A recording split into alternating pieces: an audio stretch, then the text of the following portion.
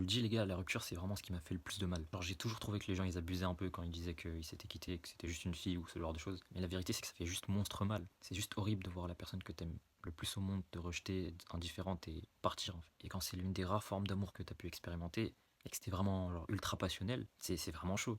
En fait, plus l'intensité est grande dans le bon et plus la rupture elle fait mal.